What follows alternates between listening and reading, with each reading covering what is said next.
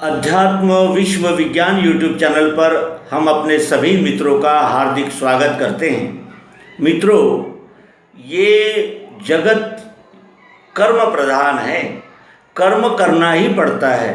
एक क्षण भी हम कर्म के बगैर नहीं रह सकते, क्योंकि कर्म रूप ही ये क्षेत्र है। और कर्म करते समय क्या करें, क्या न करें, क्यों करें, कैसे करें, ये अनेक प्रकार के संकल्प विकल्प हमारे मन में उठते ही रहते हैं।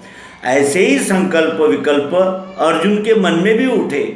उसे युद्ध भूमि पर उपस्थित होकर मोह हो गया और वो कहने लगा कि मैं ये करूँगा ही नहीं, युद्ध कर्म करूँगा ही नहीं। और ये सुनकर भगवान श्री कृष्ण जी को बड़ा आश्चर्य हुआ कि युद्ध भूमि पर आकर ये ऐसी बातें कर रहा है, तो इसका क्या कारण हो सकता है। तो अर्जुन ने जो प्रश्न पूछा है वो अति महत्व का है। वो कहता है कि कर्म से बुद्धि ही श्रेष्ठ मानते हो जनार्दन, तो क्यों मुझे झुकाते हो केशव घोर कर्म में। संदेह युक्त शब्दों से मेरी बुद्धि भ्रमा रहे, एक निश्चय से बोलो जहाँ कल्याण मैं लखूं। जायसी चेत कर्मणस्ते मता बुद्धिर जनार्दन, तत्किं कर्मणि घोरे माँ नियोजसी केशव। व्यामिश्रेणेव वाक्येन बुद्धिं मोहयसीव मे, तदेकं वद निश्चित्य येन श्रेयो हमानुप्नुयाम। क्या है प्रभु, मुझे बताइए। संदेह युक्त शब्दों से मेरी बुद्धि को भरमा रहे हैं आप इसके पूर्व मुझे ज्ञान बता रहे थे और अभी कहते हैं कि आप युद्ध करो यानी कर्म करो। तो ज्ञान और कर्म ऐसी ये दो मार्ग मेरे सामने उपस्थित है और इससे मैं संदेह में पड़ गया हूँ। मेरा संदेह निवारण कीजिए और मुझे एक बताइए जिस मार्ग को मैं करूँ, जिस मार्ग पर मैं चलूँ। तो ये सुनकर भगवान श्री कृष्ण जी ने उसे उपदेश किया है और उस उपदेश से हमें भी ज्ञान और कर्म ऐसे संयुक्त मार्ग से चलकर कल्याण प्राप्त होता है। इस भगवान के संदेश को ग्रहण करना चाहिए, आत्मसात करना चाहिए। इस दृष्टि से आइए भगवान श्री कृष्ण जी ने दिया हुआ अर्जुन को उत्तर हम भी ध्यानपूर्वक समझे जाने। अनादि दो निष्ठा मार्ग या कायदा बतलाने का क्या आशय है कि जैसे विश्वरूप अनादि है, अर्थात ज्ञान युक्त स्वकर्म यही दोनों निष्ठाओं की पूर्णता है। और दो कहने का अर्जुन का अज्ञान ही है, क्योंकि अर्जुन ने मोहवश होकर दो मानकर ज्ञान का ग्रहण और कर्म के त्याग की इच्छा प्रकट की। और इसलिए श्लोक के उत्तरार्ध से बताना पड़ा कि जब से सांख्य शास्त्र की रचना हुई तब से ही यह ज्ञान और कर्म ऐसे दो भेद हो गए हैं। वस्तुतः भेद थे ही नहीं। सांख्यों की ज्ञान निष्ठा में ज्ञान की प्रधानता है और कर्म गौण है, तो योगियों की निष्ठा में कर्म प्रधान है और ज्ञान गौण है। अर्जुन का झुकाव कर्म त्याग की ओर देखकर भगवान कहने लगे कि निज कर्म न करने से कर्मलेश बना रहे, निराकर्म ही त्यागे से सिद्धि पाता नहीं कभी। नहीं रह सकता कोई क्षण भी कर्म के बिना, जीवों से करवाते हैं स्वभाव गुण कर्म ये। जो महामूढ़ जीवात्मा कर्मेंद्रिय दबाए के, ही से भोग ही ताके मिथ्याचारी उसे कहा। पार्थ जो मन से रोके इंद्रियां संग त्याग के, कर्मेंद्रियों से करता है स्वकर्म वह श्रेष्ठ है। इन श्लोकों को देखकर यह ध्यान में आता है कि भगवान की दृष्टि में ज्ञान और कर्म भिन्न नहीं है। ज्ञान अक्षर स्वरूप है तो कर्म अक्षर स्वरूप है। पुरुषोत्तम परमात्मा क्षर अक्षर का संयुक्त स्वरूप रहने से पुरुषोत्तम दृष्टि से ज्ञान व कर्म भिन्न नहीं है, बल्कि वे दोनों एक दूसरे के पूरक है।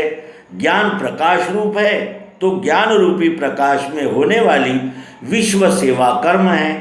बिना ज्ञान के प्रकाश के कर्म अज्ञान स्वरूप ही रहता है।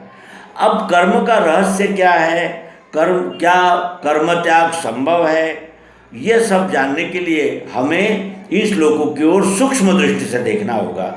प्रकृति नियत गुण कर्म विभाग द्वारा वर्ण धर्म अर्थात स्वभाव गुण जो है वो नियत कर्म है, नियत ही है यानी निश्चित है। वह वस्तु मात्र में है जो मानवीय जीवों से कर्म करवाते हैं। ज्ञानी हो या अज्ञानी हो, कर्म त्याग सर्वथा होना संभव ही नहीं है। अज्ञानी के कर्म जन्म मृत्यु के चक्र में डालने वाले रहते हैं और ज्ञानी के कर्म लौकिक दृष्टि से कर्मरूप भासते हैं, किंतु ज्ञानी की दृष्टि से वह अकर्म रूप होते हैं क्योंकि उनमें आसक्ति नहीं होती। कर्म फल की आसक्ति बंधन कारक होती है। जीव कर्म का कर्ता नहीं है। चराचर विश्व प्रकृति में व्याप्त सत्वगुण, रजोगुण और तमोगुण अखंड गति से कार्य करते हैं। अतः वस्तु मात्र निज स्वभावज कर्म से रहित रह ही नहीं सकती। तो मानव देह जो है वह बर्ताव में त्रिगुणों का वृक्ष रूप मन बुद्धि इंद्रिय का समूह है। कर्म बिना कैसे रह सकता है? अतः कर्ता भाव रहित एवं ग्रहण त्याग की भावना रहित रहने से बंधन कारक नहीं रहता। जीव दृष्टि से कर्म त्याग असंभव है। कर्म किए बिना शरीर का भरण पोषण संभव नहीं हो सकता और ज्ञान प्राप्त करने का साधन शरीर अर्थात देह, इंद्रियां, मन आदि है। अतः इनकी उपेक्षा भी नहीं कर सकते। यद्यपि प्रधान साधन बुद्धि है तथापि बुद्धि भी मन इंद्रियों की अंतर्मुख अवस्था है। तो जब तक शरीर अर्थात ये देह, इंद्रिय, मन संतुष्ट नहीं होंगे तब तक इंद्रियां, मन अंतर्मुख कैसे हो सकते हैं? और इसलिए व्यर्थ में इंद्रियों का दमन करने से मन विषयों का चिंतन करने लगता है और इसलिए यथार्थ आवश्यकताओं की पूर्ति किए बगैर कर्मों से शरीर का भरण पोषण कैसे हो सकता है? क्योंकि शरीर का भरण पोषण तो कर्म से ही होता है और वे बंधन कारक भी नहीं होते। मर्यादा में समस्त भोग यानी मन और इंद्रियों के सुख योग रूप ही होते हैं।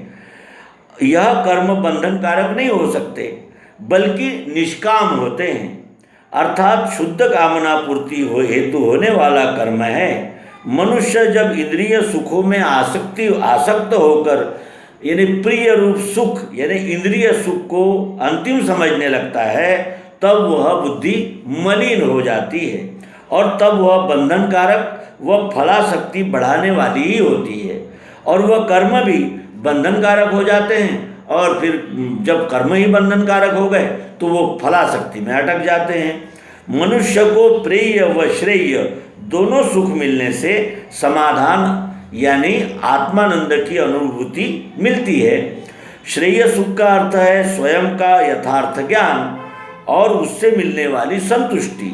अतः श्रेय सुख बुद्धि से प्राप्त किया जाता है और प्रेय सुख भी उसी में समाहित रहने से श्रेय और प्रेय ये दोनों का मिलन उस ज्ञान युक्त कर्म से हो जाता है। जिस प्रकार नदी के प्रबल प्रवाह में पड़ जाने पर प्रवाह की गति को रोक लेना व्यर्थ हो जाता है, ऐसी दशा में यदि बहने वाला बहाव के साथ बहते हुए तिरछे हाथ मारते हुए किनारे की ओर अगर हाथ फेंकता जाए तो किनारे पर सुख से पहुंच जाता है। इसी तरह कर्म प्रवाह का रोक लेना अर्थात कर्म त्याग करना व्यर्थ हो जाता है जबकि वह हो ही नहीं सकता, किंतु उसके साथ बहते भी यानी कर्मासक्ति रखते हुए भी यानी कर्मासक्त यानी कर्म में प्रवृत्त रहते हुए भी कर्मासक्ति को त्याग देना चाहिए अर्थात कर्मासक्ति नहीं रहना चाहिए, वरना यानी कर्म प्रवाह में योग कौशल्य से स्वकर्माचरण करते हुए उसमें से उत्तीर्ण होने के लिए सदैव प्रयत्न परायण ही रहना चाहिए। इस प्रकार से प्रयत्नशील रहने वाले के सामने सदैव ही आत्म संसिद्धि नैष्कर्म सिद्धि रहती है। यदि इस प्रकार का विचार अपने कायिक, वाचिक, मानसिक तीनों प्रकार से आने वाले कर्म प्रवाह में जो कि अखंड रूप से बह रहा है करना प्रारंभ कर दे तो शीघ्र ही अंतःकरण शुद्ध होकर सात्विक धैर्य स्थिर हो जाने से कर्म की लहरों से मन बुद्धि आदि का टकराना, डूबना, उछलना अर्थात इनमें भय, विकलता, मोहादि यह सब विकार शांत होते हुए स्वकर्म स्थिरता रूप किनारा मिल जाता है। तब किनारे के आगे स्वतंत्र है अर्थात आत्मसिद्धि और साक्षात्कार मिलता ही है। व्यष्टि देह में प्रकट हुआ आत्मभाव अपने आप का आनंद लेने के लिए प्रकट हुआ है और ये तब मिलता है जब जीव को उसका विश्व से अभिन्न संबंध ध्यान में आता है। योग दृष्टि से समस्त कर्म जब होने लगते हैं तब ये आनंद प्रत्यक्ष रूप में अनुभव में आता है। इस प्रकार ज्ञान निष्ठा और कर्म निष्ठा यह भिन्न नहीं है, भिन्न मानना ही अज्ञान है। ज्ञान प्राप्ति में लगा व्यक्ति भी आवश्यक मर्यादित जरूरतों जैसे मकान, वस्त्र, अन्न आदि को पूरा करने को बाध्य है, उसे पूरा करना ही पड़ता है। अज्ञानवश लोग सोचते हैं कि कर्म पूर्णतया छोड़ना पड़ता है, सन्यासी होना पड़ता है, यह अज्ञान है। मर्यादित निष्काम कर्म जिनमें फलाशक्ति नहीं होती अकर्म रूप ही होते हैं जो योगी करता है। योगी का अर्थ होता है जिसने ज्ञान और कर्म का योग कर लिया है। जो ज्ञान के प्रकाश में कर्म करता है तो इससे क्या होता है कि कर्म ज्ञान दृष्टि से योग्य होने लगते हैं तो कर्म फलाशक्ति भी छूट जाती है और कर्म का अभिमान भी छूट जाता है। अब यानी भोगी का कर्म सकाम होता है अर्थात मलिन होता है और मलिन कामना वाला रहने से वह बंधनकारक होता है और योगी का कर्म निष्काम रहने से वो मुक्त होता है। वर्ण शब्द का अर्थ स्वभाव है। प्रत्येक जीव जो स्वभाव लेकर आता है उसी के अनुसार उसे कर्म करने की प्रेरणा होती है। स्वभाव का अर्थ है त्रिगुणों का स्वरूप जो अपने पास आया हुआ रहता ही है, क्योंकि वो स्वभावता रहता है, जन्मता ही प्राप्त रहता है। गुण कर्म के करता है। यथार्थ ज्ञान से स्वभाव शुद्ध होने लगता है। अज्ञान के प्रभाव से स्वभाव में विकार जैसे छल, कपट, दूसरों को पीड़ा पहुंचाना आदि आ जाते हैं क्योंकि ये अज्ञान जन्य होते हैं और ये जीव के शुद्ध स्वभाव में है ही नहीं, क्योंकि शुद्ध स्वभाव तो सत्वगुण, रजोगुण और तमोगुण स्वरूप है, उसमें ये सब विकार नहीं है। ये विकार स्वभाव गुणों से टकराव होने से अर्थात कर्मफल भोगते भोगते काफ़ी कम हो जाते हैं और उनके संस्कार यथार्थ ज्ञान से लय हो जाते हैं। अतः शुद्ध स्वभाव से होने वाले कर्म अकर्म रूप ही होते हैं। कर्म का कर्तृत्व अभिमान नहीं रहता। कर्म होते समय गुणों से अपनी तदात्मीयता होती है और कर्म पूरा होने पर अपने गुणों से अतीत हो जाते हैं। त्याग वास्तव में कर्तापन के अभिमान का करना है। अब यानी जो त्याग करना है वो किसका करना है? कर्तापन के अभिमान का, क्योंकि कर्तापन के अभिमान से ही तो फलाशक्ति और कर्तृत्वाभिमान उपस्थित हो जाते हैं। इसलिए जो स्वभाव में शुद्धता आने पर स्वयं होता है वही अकर्म है, वही योग्य कर्म है जो ज्ञान सहित होते हैं। क्योंकि कर्म के प्रधान कर्ता कौन है? गुण है और अपन करवाने वाले प्रकाशक है। हम आत्मरूप है। आत्मरूप क्या है? प्रकाशक रूप है। अपन कर्म रूप भी नहीं है और ज्ञान रूप भी नहीं है। जो हम ज्ञान सहित कर्म करते हैं वह उसी कर्म को हम आत्मा के द्वारा प्रकाशित कर्म अर्थात अकर्म मान सकते हैं, क्योंकि वो यानी जिसे कहते हैं साक्षी भाव से होने लगते हैं। भगवान वर्ण कर्म करने को कह रहे हैं। क्यों? क्योंकि जो गुण रूपी स्वभाव लेकर आया है वह कर्म करेगा ही।